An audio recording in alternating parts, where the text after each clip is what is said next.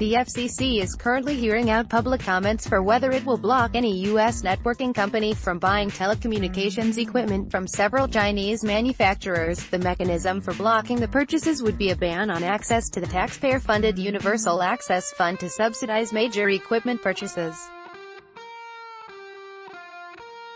Plenty of Beltway politicians and intelligence officials claim that the likes of Huawei and ZTE have crucial links with the Beijing government and could pass along American user data so that their home country gains an economic and cybersecurity advantage.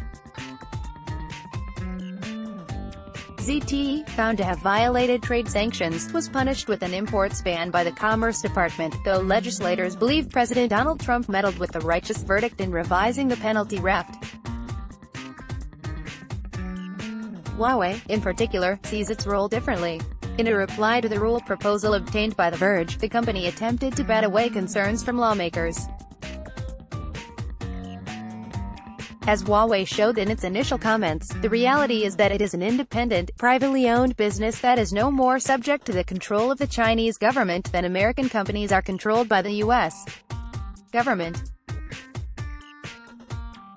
It aligns itself as a lower-cost equipment provider in a marketplace full of very expensive options and says its clients from rural internet service providers to major networks, such as Sprint, would suffer from a lack of price competition.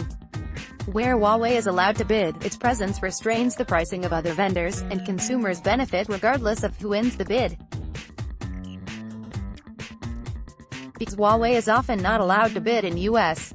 procurements, average prices for network equipment are higher here than in most other countries, and U.S. customers generally pay higher prices for a lower level of mobile service than consumers elsewhere. Allowing Huawei to compete freely could yield savings of at least $20 billion in building U.S. mobile infrastructure between 2017 and 2020, which would likely be passed through to consumers.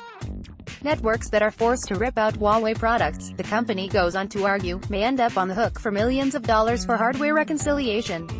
The rule isn't scheduled for a vote right now, but it could get brought up in the FCC's open meeting next month.